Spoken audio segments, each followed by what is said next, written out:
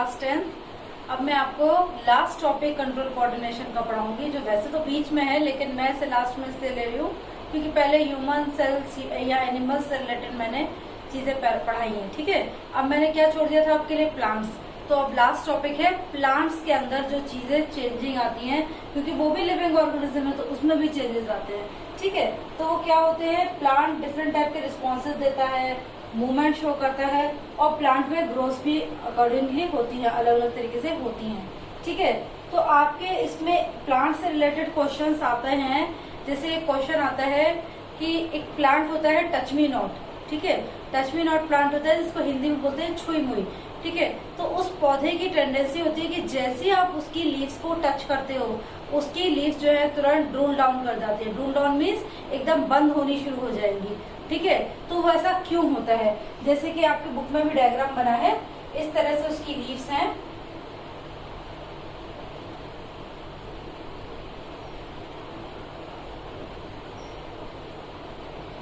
ऐसे उसकी लीव्स होती हैं। ठीक है, जैसे हम टच करते हैं तभी ये लीव्स क्या करती हैं, ये क्लोज होनी शुरू हो जाती हैं।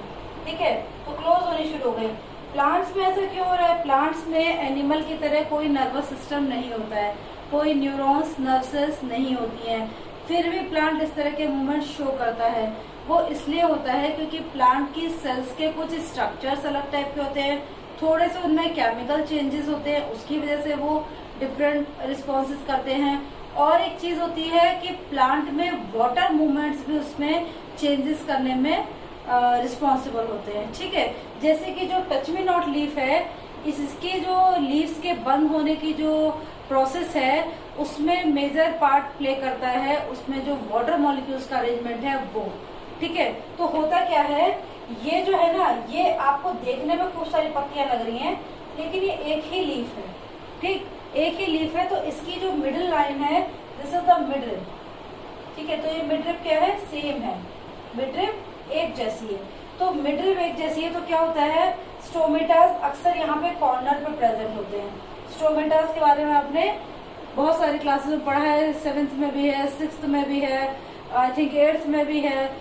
तो स्टोमेटा क्या है, स्टोमेटा वो ओपनिंग पोर्स हैं जो लीफ में अपर पोर्शन में लीफ के और लोअर सरफेस पे दोनों तरफ रहते हैं। अपर सरफेस पे थोड़ा कम रहते हैं, लोअर सरफेस पे ज्यादा रहते हैं, और ज्यादातर ये लीफ की कॉर्नर्स में रहते हैं।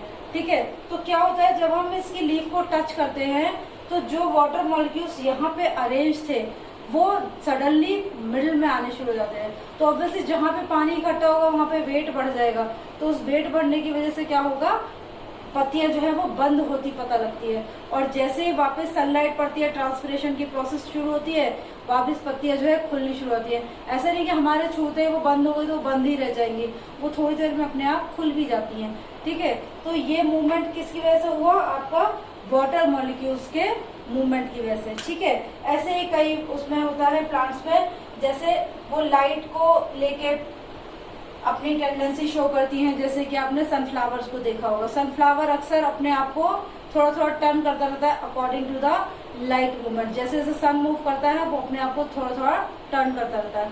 ठीक है, तो वो किसके लिए सेंसिटिव है, फोटो सेंसिटिव है, वो लाइट के लिए सेंसिटिव है। तो इस तरह से हमारे प्लांट में भी बहुत सारी चीजें हैं जो हमारी एनवायरमेंटल सिचुएशन है उसके अकॉर्डिंग प्लांट जो है वो अपना बिहेवियर रखता है। ठीक है, तो वो कैसे रखता है, प्लांट जो है 2-3 तरीके से बिहेव कर सकता है, 2-3-4 तरीके से। जैसे एक तो लाइट को लेके बिहेव करेगा, वाटर, ग्रेविटी, केमिकल। ठीक है, लाइट, वाटर, ग्रेविटी, केमिकल। ठीक, अकॉर्डिंगली इनके नामों के अकॉर्डिंग हम इनके साइंटिफिक नेम देते हैं। जैसे कि पहला नाम है लाइट, तो लाइट को बोलेंगे हम फोटोट्रॉपिज्म।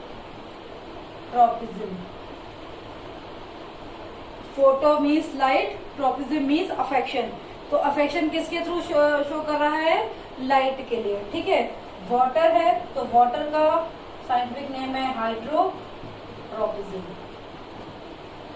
ठीक, ग्रेविटी का जियोग्राफी है तो जियोट्रॉपिज्म, और केमिकल है तो ऑब्वियसली उसका नाम होगा कीमोट्रॉपिज्म। फोटोट्रॉपिज्म। ठीक है, फोटोट्रॉपिज्म, हाइड्रोट्रॉपिज्म, जियोट्रॉपिज्म, कीमोट्रॉपिज्म। जैसा कि आपको प्लांट के लिए पता है, प्लांट में क्या होता है, ये आपका पॉटेड प्लांट सपोज ले लिया आपने। ठीक है, तो पॉटेड प्लांट में ये आपकी लीव्स हो गई, यहाँ पे ये रूट होगी। ठीक है, हमेशा हमको पता है सिचुएशन क्या होती है, जब भी प्लांट ग्रो करेगा उसके स्टेम लीव्स कहाँ ग्रो करेंगे, एरियल पार्ट में, और जो रूट्स हैं वो डाउनवर्ड्स ग्रो करती हैं हमेशा। ठीक है, क्योंकि इसका काम है फोटोसिंथेसिस करना, लाइट ग्रैब करना, वाटर मॉलिक्यूल्स। ठीक है, और इसका काम है वाटर मॉलिक्यूल्स को एब्जॉर्ब करना। ठीक, तो ये क्या शो करेगा, हमेशा ग्राउंड की तरफ अपना मूवमेंट शो करेगा, ये हमेशा टॉप की तरफ शो मूवमेंट करेगा। तो जब इस मूवमेंट में, इधर से बनाती हूँ, जब इस मूवमेंट में ये लाइट के थ्रू शो करेगा अपना मूवमेंट, तो उसको हम बोल देंगे फोटोट्रॉपिज्म। अब यही मूवमेंट जब उसके लिए लैंड के लिए करेगा, तो फिर अर्थ की तरफ जा रहा है, तो ऑब्वियसली क्या होगा आपका जियोट्रॉपिज्म। और रूट्स हमेशा शो करती हैं पॉजिटिव जियोट्रॉपिज्म, और लीव्स हमेशा शो करती हैं नेगेटिव जियोट्रॉपिज्म। ठीक है, नेगेटिव क्यों, क्योंकि हमेशा लीव्स या स्टेम कहाँ जाएगा, एरियल पार्ट में, रूट्स कहाँ जाएंगी, डाउनवर्ड्स। ठीक है, फिर है आपका हाइड्रोट्रॉपिज्म। हाइड्रोट्रॉपिज्म भी मेजरली क्या शो करेगा, लीव्स पानी को पीती नहीं है। जैसे कई लोगों की आदत होती है प्लांट को ऐसे नहलाते रहते हैं, पानी लीव्स से नहीं जाएगा प्लांट के अंदर, पानी हमेशा कहाँ से जाएगा, रूट्स के थ्रू। ठीक है, तो रूट्स हमेशा ही जहाँ कहीं भी, सपोज हमने यहाँ पे ओपन कंडीशन मान ली है, तो ये रूट्स यहाँ पे आपके वाटर बॉडी है, तो ये रूट्स अपने आप को यहाँ तक स्प्रेड कर लेंगे। ठीक है, वाटर तक, तो ये क्या शो करेंगी, हाइड्रोट्रॉपिज्म। ठीक है, तो रूट्स क्या शो करती हैं, दो चीजें शो करती हैं, पॉजिटिव जियोट्रॉपिज्म शो करती हैं और हाइड्रोट्रॉपिज्म शो करती हैं। और जो हमारे एरियल पार्ट्स है प्लांट के, वो क्या शो करते हैं, फोटोट्रॉपिज्म शो करते हैं। ठीक है, और केमिकल यानी कीमोट्रॉपिज्म क्या, अगर इसके अंदर कोई केमिकल हम इंक्लूड करते हैं, जैसे कोई ग्रोथ केमिकल हो गया, फर्टिलाइजर्स हो गए, तो उनके लिए जब प्लांट खुद को रिस्पॉन्ड करता है, तो उस चीज को हम बोलते हैं कीमोट्रॉपिज्म। ठीक है, इसके बाद आपके आते हैं, तो ये आपके रिस्पॉन्सेस हो गए, जैसे कि आपके टच मी नॉट प्लांट ने किया था response, movements, light, water, gravity, chemical. Light के through phototropism, water hydrotropism, gravity geotropism, chemical chemotropism. आपके बुक में इसके अलग अलग डायग्राम्स भी दिए हुए हैं, आप सिर्फ डायग्राम भी देखेंगे ना, तब भी आपको आइडिया हो जाए कि एग्जैक्टली वो पर्टिकुलर एक्टिविटी में हो क्या रहा है।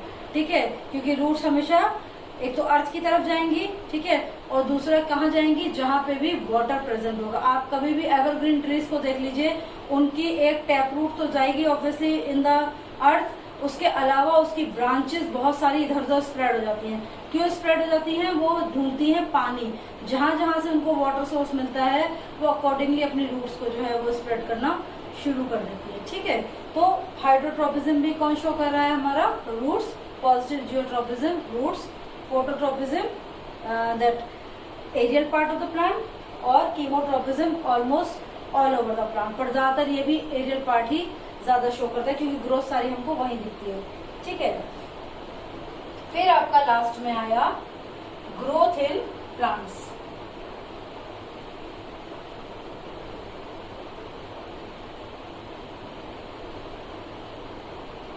Growth in plants, growth in plant, plant में ग्रो करने के लिए अगेन कोई वैसे बॉडी स्ट्रक्चर तो है नहीं प्लांट के अंदर, ठीक है, लेकिन प्लांट में भी 2-3 हार्मोन होते हैं जो उसकी ग्रोथ के लिए रिस्पॉन्सिबल होते हैं, जैसे कि auxin, cytokinin, gibberellin,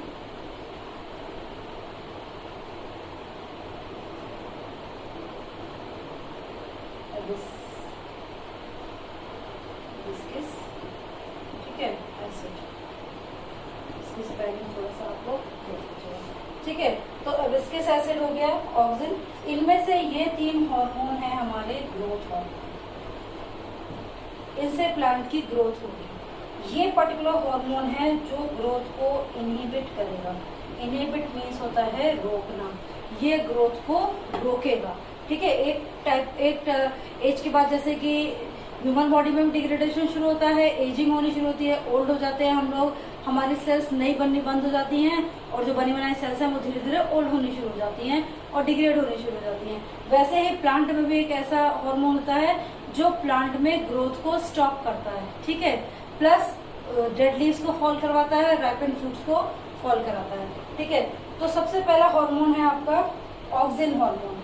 auxin hormone मैं इसलिए अलग से बोली क्योंकि आपके लिए क्वेश्चन आता है कि why do plants grow in the shady part rather than the light part. जहाँ पे लाइट होती है उस पार्ट पे बढ़ने की बजाय प्लांट बढ़ता है अपने शेडी पार्ट पे, ठीक है। तो ऐसा क्यों होता है, ये आपके एनसीईआरटी बुक में क्वेश्चन है, ठीक है।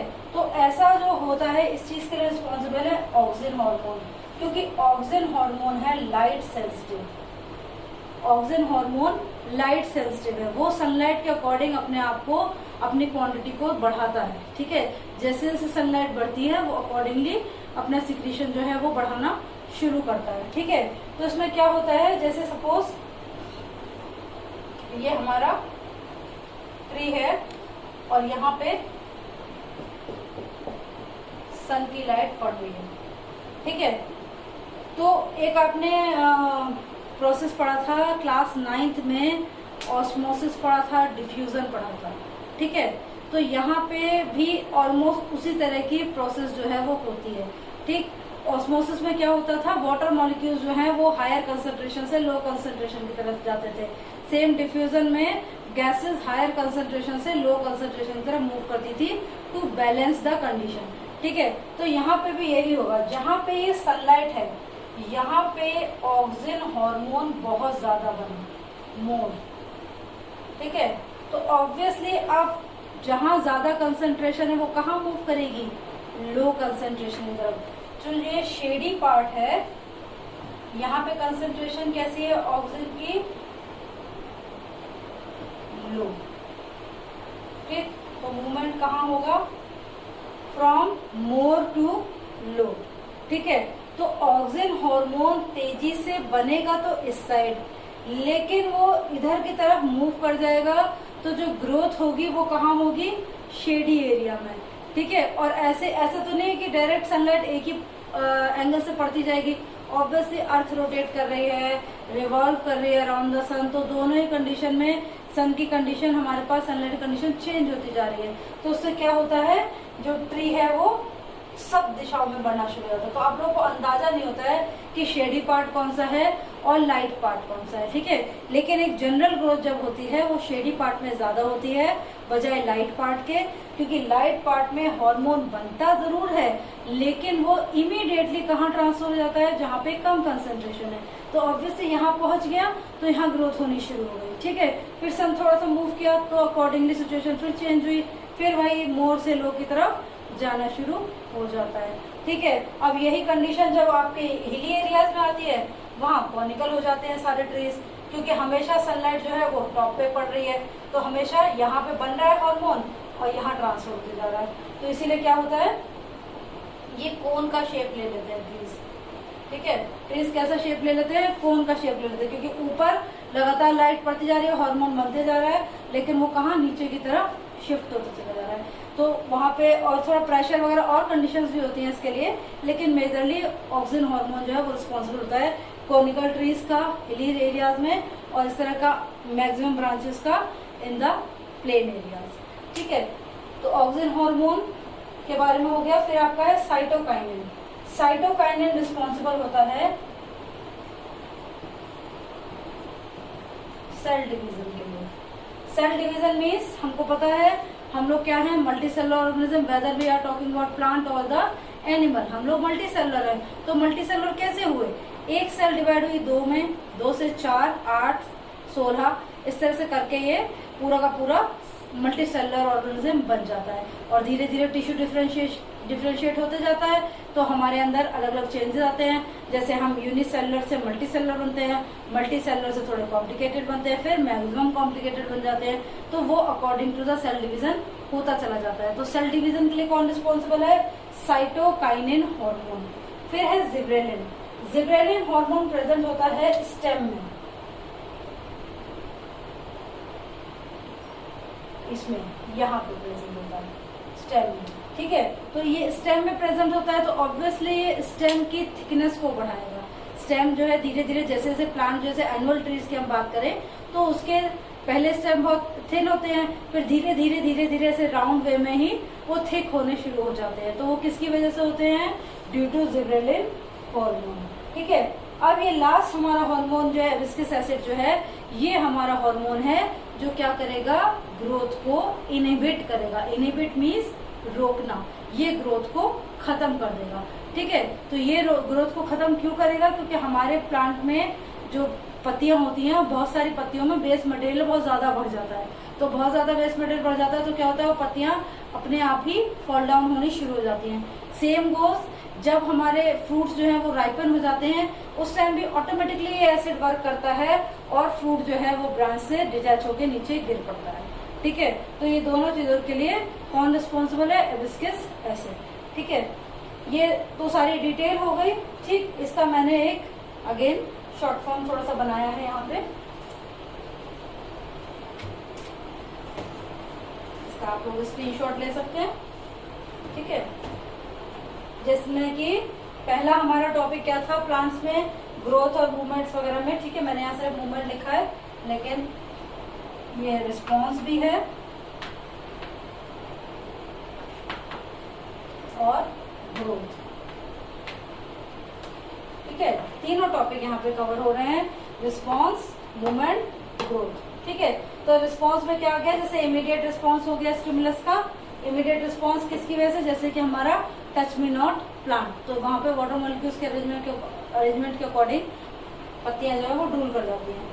फिर है हमारे phototropism, geotropism, hydrotropism, chemotropism. Light के लिए सेंसिटिव प्लांट का movement phototropism, geotropism due to the gravity when it moves, hydrotropism when presence of the water, when plants have the presence of water, and chemotrophism means when any chemical shows any action to the plant, or you can say vice versa, when plants show response according to any chemical, ठीक है। तो plant hormones क्या है हमारे? Auxin, cytokinin, gibberellin और viscous acid. Auxin height of the plant बढ़ाता है, क्यों? क्योंकि कहाँ प्रेजेंट होता है? Present at the tip of plant. जितने भी टिप्स होते हैं प्लांट के, वहां पे वो प्रेजेंट रहता है। टिप्स मतलब जहां से प्लांट में एकदम आपको न्यू लीव्स दिखाई देती है, वो प्लांट का टिप होता है। हमेशा वही ग्रो कर रखा होता है। आप कभी भी किसी प्लांट को ध्यान से देखेंगे, बड़े ट्री में तो आप नहीं देख सकते, लेकिन छोटे प्लांट में आप जाके देखेंगे तो जो उसका एकदम टॉप पे जो पोर्शन होगा, एपिक्स जिसे बोलते हैं, शूट एपेक्स, ठीक है, वहां पे जब आप जाके देखोगे तो वहाँ छोटी छोटी एकदम महीन, एकदम डेलिकेट लीव्स बनी होती हैं, जबकि नीचे पूरे प्लांट में बहुत ही थिक हार्ड लीव्स बनी रहती हैं, ठीक है। तो ये क्या हो रहा है? वहां से ग्रो करके ऑक्सीजन नीचे शिफ्ट करते जा रहा है और नीचे की पत्तियां बहुत ज्यादा ग्रो करनी शुरू हो रही है, तो टिप पे प्रेजेंट रहता है। इसी की वजह से प्लांट की जो है वो हाइट वाइज ग्रोथ होती है। फिर है साइटोकाइनिन, ये all over cell division, leaves हो, स्टेम हो, फ्रूट हो, सीड हो, सबके सेल डिवीजन के लिए रिस्पॉन्सिबल है। फिर है जिब्रेलिन्स, ये स्टेम की thickness. Viscous acid inhibits the growth. और ऐसे नहीं ये सारे हार्मोन एक एक करके काम करते हैं, सारे ऑल टुगेदर काम करते हैं। ये भी उसके साथ साथ ही चल रहा है, सब चीजें एक साथ ही चल रही होती हैं। जैसे हमारी बॉडी में सारी चीजें एक साथ चल रही होती हैं, वैसे ही प्लांट में भी सारी चीजें एक साथ चल रही होती हैं। प्लांट की बहुत डिटेल्स इसलिए नहीं दी जाती है क्योंकि प्लांट भले ही मल्टी सेलुलर ऑर्गेनिज्म है, लेकिन बहुत ज्यादा कॉम्प्लेक्स नहीं है। तो बहुत ज्यादा कॉम्प्लेक्स सिस्टम नहीं है। ज्यादातर सारी चीजें कहाँ होती है? केमिकल्स और सेल्स के स्ट्रक्चर के अकॉर्डिंग वो सारी मूव करती हैं चीजें, ठीक है। पानी हो गया, अदर केमिकल्स हो गए, पोटेशियम हो गया, ये सारी चीजें जो हो गई ये मूवमेंट करती हैं, तो प्लांट में चीजें बदल बदल के आपको दिखाई देती हैं, ठीक है। तो अब आपका चैप्टर 7 पूरा कंप्लीट हो गया है। आई डोंट थिंक कि मैंने कोई टॉपिक छोड़ा है। इन केस अगर कोई टॉपिक छूटा है तो आप प्लीज उसको कमेंट में लिख के मुझसे पूछ सकते हैं।